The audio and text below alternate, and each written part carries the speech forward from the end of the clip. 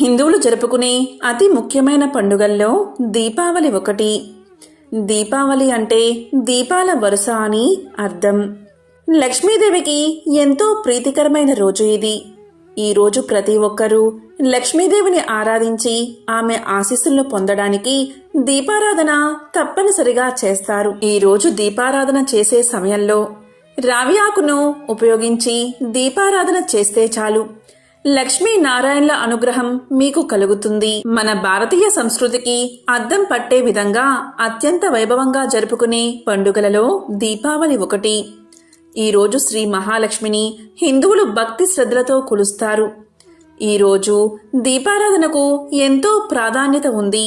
కొంతమంది తెలిసి తెలియక ఈ చిన్న పొరపాటు చేయడం వల్ల దీపారాధన ఫలితం అస్సలు దక్కదు. చాలా మంది తెలియక దీపారాధనని భూమిపైనే వెలిగిస్తారు. దీపారాధనని ఎప్పుడూ కూడా నేలపై నేరుగా వెలిగించకూడదు. ఏదైనా ఆకుపై కానీ లేదా ప్లేట్పై కానీ దీపారాధన కుందుని ఉంచి అప్పుడు దీపారాధన చేయాలి. ఈరోజు ముఖ్యంగా అంటే దీపావళి రోజు ముఖ్యంగా రావి ఆకు ఉంచి దానిపై ప్రమిద ఉంచి దీపారాధన చేయడం వల్ల విశేషమైన పుణ్యం మీకు లభిస్తుంది. ఎందుకు అంటే రావి ఆకు సాక్షాత్తు మహావిష్ణువు స్వరూపం. శ్రీ మహాలక్ష్మికి ఎంతో ప్రీతికరమైనది. రావి ఆకు మీద దీపారాధన కుందులను లేదా ప్రమిదలు ఉంచి దీపారాధన చేసినట్లయితే లక్ష్మీనారాయణల అనుగ్రహం మీకు కలుగుతుంది. రావి చెట్టును సాక్షాత్తు త్రిమూర్తుల స్వరూపమని పురాణాలు చెబుతున్నాయి. త్రిమూర్తుల అనుగ్రహం మీకు కలగాలి అన్నా, ఆర్థిక ఇబ్బందుల నుండి బయటపడాలి అన్నా ఎంతో పవిత్రమైన ఈ దీపావళి అమావాస్య రోజు రావి చెట్టు ఆకుల మీద ప్రమిద ఉంచి దీపారాధన చేయండి. ఇలా చేస్తే ఉత్తమ ఫలితాలు కలుగుతాయి. ఇక దీపారాధన ఎలా చెయ్యాలి అంటే రావి ఆకు తీసుకుని దాన్ని శుభ్రంగా కడిగి రావి చెట్టు కాడ అనేది లక్ష్మీదేవి ఫోటో వైపు ఉంచి ఆకు చివరి భాగం మన వైపు ఉండేలా చూసుకుని దాని మీద ప్రమిద పెట్టి ఆవు నెయ్యి కానీ నువ్వుల నూనె కానీ కొబ్బరి నూనె కానీ పోసి దీపారాధన చెయ్యాలి. ఇలా చేస్తే చాలు, రాహు కేతు దోషాలు తొలగిపోతాయి, శని బాధలు నివారణ అవుతాయి, నవగ్రహాల అనుగ్రహం మీకు కలుగుతుంది, అఖండ ఐశ్వర్యం కలుగుతుంది, సకల దోషాలు తొలగిపోతాయి. దీపావళి రోజున మహాలక్ష్మి పూజకు ఎంతో విశిష్టత ఉంది. దీనికి సంబంధించిన ఒక కథ చెబుతారు. పూర్వం ఒకసారి దూర్వాస మహర్షి దేవేంద్రుడి ఆతిథ్యానికి వెళ్లి ఒక హారాన్ని ఇస్తాడు. ఆ హారాన్ని తిరస్కరించిన ఇంద్రుడు తన ఐరావతం మెడలో ఆ హారాన్ని వేస్తాడు. ఏనుగు ఆ హారాన్ని కాలితో తొక్కేస్తుంది. అసలే దూర్వాసుడికి కోపం ఎక్కువ. ఇదంతా చూసి కోపంతో రగిలిపోయిన ఆ మహర్షి దేవేంద్రుణ్ణి శపిస్తాడు. ఆ శాప ఫలితంగా తన స్థానాన్ని సర్వ సంపదలను కోల్పోతాడు. దిక్కు తోచని స్థితిలో శ్రీ మహావిష్ణువును ప్రార్థిస్తాడు. కనికరించిన శ్రీ మహావిష్ణువు ఒక జ్యోతిని వెలిగించి దానిని శ్రీ మహాలక్ష్మి స్వరూపంగా తలచి పూజించమని ఉపదేశిస్తాడు. ఇంద్రుడు అలా చేసిన తర్వాత పోయిన సిరి సంపదలు తిరిగొచ్చాయని పురాణ కథనం. అప్పట్నుంచి లక్ష్మీదేవిని పూజించిన వారికి సర్వ సంపదలు చేకూరతాయని నమ్ముతారు. ఇక ద్వాపర యుగంలో దీపావళి భూదేవి వరహస్వామికి అసుర సమయంలో జన్మించిన నరకాసురుడు తల్లి చేతిలో మాత్రమే మరణించేలా వరాన్ని పొందుతాడు.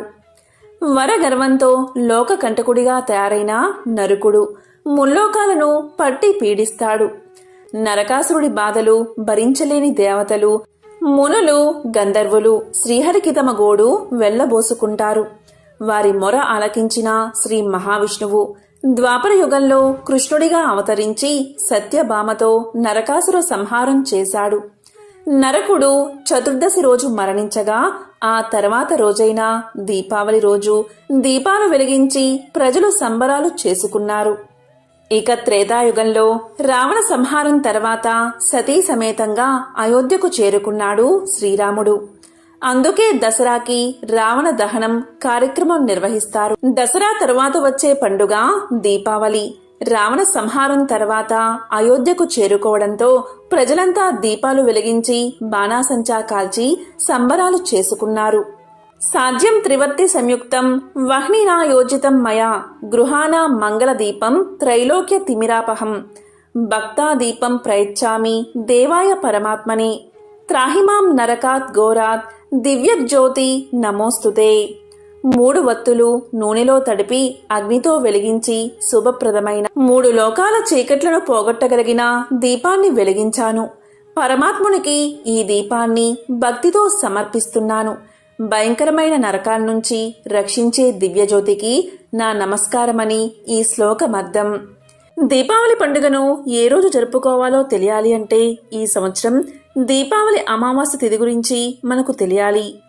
ఈసారి దీపావళి అమావాస్య తిథి అనేది అక్టోబర్ 31వ తేదీ మధ్యాహ్నం 3:52 మొదలై నవంబర్ 1వ తేదీ రాత్రి 6:16 అమావాస్య తిథి ముగుస్తుంది. ఎప్పుడైనా సరే దీపావళి అమావాస్య అంటే రాత్రి అమావాస్య గడియలను పరిగణలోకి తీసుకోవాలి. ఎందుకంటే అమ్మవారికి దీపావళి అమావాస్య అంటే చాలా ఇష్టమైన తిథి.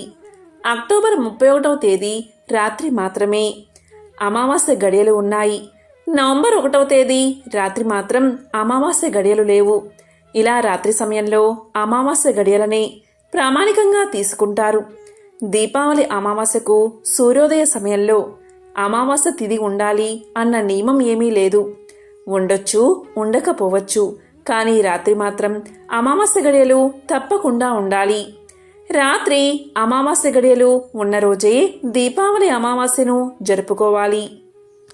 ఈ సంవత్సరం అంటే 2024వ సంవత్సరం అక్టోబర్ 31వ తేదీ రాత్రి మొత్తం అమావాస్య గడియలు ఉన్నందున అక్టోబర్ 31వ తేదీని దీపావళిగా జరుపుకోవాలని కొంతమంది పండితులు చెబుతున్నారు. మరి కొంతమంది పండితులు సూర్యోదయంతో అమావాస్య గడియలు మరియు సాయంత్రం 6 గంటల వరకు అమావాస్య గడియలు నవంబర్ 1వ తేదీన ఉన్నాయి కాబట్టి ఈ రోజుని దీపావళి జరుపుకోవాలి అంటున్నారు. ఇలా 2 రోజులు వచ్చినప్పుడు వాదనలకు దిగకుండా ఏదో ఒక రోజు దీపావళిని జరుపుకోండి. కానీ చెప్పాలి అంటే అక్టోబర్ 31వ తేదీ రాత్రి మొత్తం అమావాస్య గడియలు ఉన్నాయి కాబట్టి ఈ రోజు దీపావళి చేసుకుంటే 100% పూజా ఫలితం మీకు దక్కుతుంది. ఇక అక్టోబర్ 31వ తేదీ లక్ష్మీదేవి అమ్మవారిని పూజించడానికి శుభముహూర్తాలు ఎప్పుడో ఇప్పుడు తెలుసుకుందాం. లక్ష్మీదేవికి వృషభ లగ్న కాలం అంటే చాలా ఇష్టం. ఈ వృషభ లగ్న కాలంలో భక్తులందరూ లక్ష్మీదేవిని విశేషంగా పూజిస్తారు. అక్టోబర్ 31, 2024న లక్ష్మీదేవిని పూజించడానికి వృషభ లగ్న ముహూర్తం వచ్చేసి సాయంత్రం 6:25 నుంచి 8:26 వరకు వృషభ లగ్న కాలముంది. ఈ సమయంలో అమ్మవారిని భక్తి శ్రద్ధలతో పూజిస్తే అఖండ లక్ష్మీ కటాక్షం కలిగి ఆ ఇంట్లో లక్ష్మీదేవి సిరుల వర్షాన్ని కురిపిస్తుంది. ఈ సమయాన్ని వృషభ లగ్న కాలమంటారు. ఈ సమయంలోనే ఈ ఇంట్లో అమ్మవారి ఫోటో ముందు దీపాన్ని వెలిగించండి. ఇంటి ముందు కూడా దీపాలు వెలిగించండి. ఇలా ఈ సమయంలో దీపాలు వెలిగించడం వల్ల మన ఇల్లు సిరి సంపదలతో భోగభాగ్యాలతో వర్ధిల్లుతుంది. లక్ష్మీదేవి మనల్ని దీవిస్తుందని పురాణాలు చెప్తున్నాయి. పంచభూతాల్లో ప్రధానమైనది అగ్ని. ఈ అగ్ని ప్రాణకోటి మనుగడకు ఉపకరించే తేజస్సును, ఆహారాన్ని, విజ్ఞానాన్ని ప్రసాదిస్తుంది. ఈ దీపాల వెలిగింపు ద్వారా 3 రంగులు ప్రధానంగా మనకు కనిపిస్తాయి. అందులో నీలము, పసుపు, తెలుపు ఈ 3 రంగులు మానవ మనుగడకు ఆవశ్యకమైనవిగా. ఈ 3 రంగులు జగతిని పాలించే లక్ష్మి, సరస్వతి, పార్వతులుగా భావిస్తారు. అంతేకాదు ఈ 3 రంగులు సత్యం, శివం, సుందరం. ఈ 3 రంగుల దీపపు కాంతి ద్వారా స్త్రీ జగన్మాతలను ఆరాధించినట్లుగా మానవులకు విజ్ఞానం, వివేకం, వినయాలకు సంకేతమని సందేశాత్మకంగా హిందువులు నమ్ముతారు. మానవుడు నరకం నుంచి తప్పించుకోవాలి అంటే, అలాగే దక్షిణాయన పాపకాలం నుంచి తప్పించుకోవడానికి జ్యోతిని దానం చెయ్యాలని చెప్తారు. అందుకుగాను ఆశ్వయుజ మాసంలో వచ్చే బహుళ చతుర్దశి, అమావాస్యలు పరమ పవిత్ర పర్వదినాలుగా భక్తులు భావిస్తారు. దీపావళికి అంతటి శక్తి ఉంది కాబట్టి ఈ దీపాన్ని ఈ వృషభ లగ్న కాలంలో ప్రతి ఒక్కరూ లక్ష్మీదేవి ముందు అలాగే మన ఇంట్లో వెలిగించాలి. ఇక ఈరోజు అంటే అక్టోబర్ 31వ తేదీ ప్రదోషకాల సమయం వచ్చేసి సాయంత్రం 5:37 నుంచి 8:06 వరకు ఉంటుంది. ఇక ప్రదోషకాల లక్ష్మీ పూజా సమయం వచ్చేసి సాయంత్రం 5:37 నుంచి 6:16 పాటు అంటే 40 నిమిషాల పాటు ఈ అద్భుత సమయం ఉంది. దీపావళి పండుగను జరుపుకోవడానికి ఇది అత్యంత దివ్యమైన ముహూర్తమని పురాణాలు చెప్తున్నాయి. అంటే ఈ సమయంలో లక్ష్మీదేవి ముందు ఇంటి ముందు దీపాలు వెలిగించి దీపలక్ష్మిని పూజించాలి. ఇలా చేస్తే అష్టైశ్వర్యాలు కలుగుతాయి. అదేవిధంగా లక్ష్మీదేవి పూజకు అనువైన మహానిషిత కాలం వచ్చేసి అక్టోబర్ 31వ తేదీ రాత్రి 11:26 నుంచి 12:16 వరకు ఉంటుంది. అంటే మొత్తం కాలం 49 నిమిషాలు. ఇక ఈరోజు సింహలగ్న పూజా ముహూర్తం వచ్చేసి నవంబర్ 1వ తేదీ అర్ధరాత్రి 12:50 నుంచి 2:56 వరకు సింహలగ్న కాలముంది.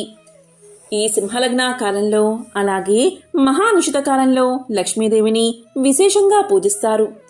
ఈ సమయంలో ఎవరైతే లక్ష్మీదేవిని భక్తి శ్రద్ధలతో పూజిస్తారో అలాంటి వాళ్లను ఎంతటి పేదవాళ్లైనా సరే అమ్మవారు ధనవంతులుగా చేస్తుందని పురాణాలు చెప్తున్నాయి.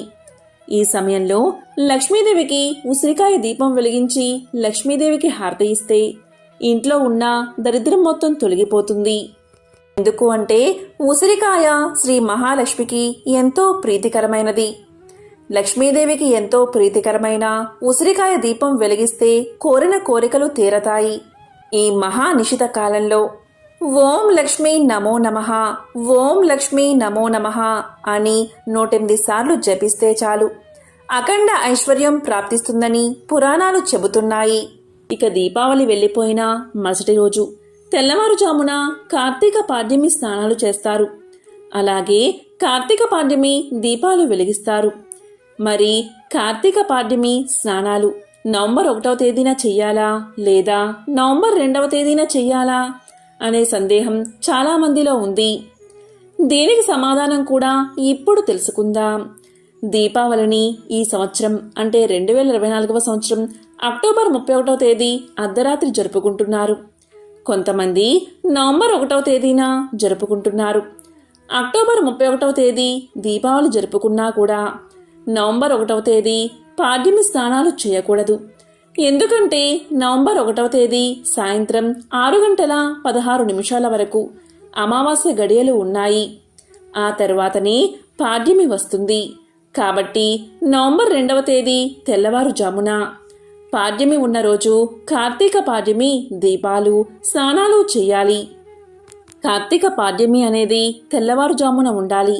ఆ రోజు మాత్రమే పాడ్యమి స్నానాలు ఆచరించాలి. కాబట్టి ఈసారి దీపావళి అమావాస్యను అక్టోబర్ 31వ తేదీ జరుపుకోవాలి. అలాగే కార్తీక పాడ్యమి దీపాలు స్నానాలు నవంబర్ 2వ తేదీ తెల్లవారుజామున చేయాలి. అలాగే దీపాలు వెలిగించాలి, స్నానం చెయ్యాలి. కార్తీక పాడ్యమి అనేది నవంబర్ 1వ తేదీ సాయంత్రం 6:16 మొదలై నవంబర్ 2వ తేదీ రాత్రి 8:21 ముగుస్తుంది. అంటే నవంబర్ 2వ తేదీ తెల్లవారుజామున పాడ్యమి ఉన్నందున అందరూ కూడా పాడ్యమి స్నానాలు చేసి పాడ్యమి దీపాలు వెలిగించి కార్తీక మాసానికి స్వాగతం పలకాలి. ఓం శ్రీ మహాలక్ష్మియే నమః. ఓం శ్రీ మాత్రే నమః.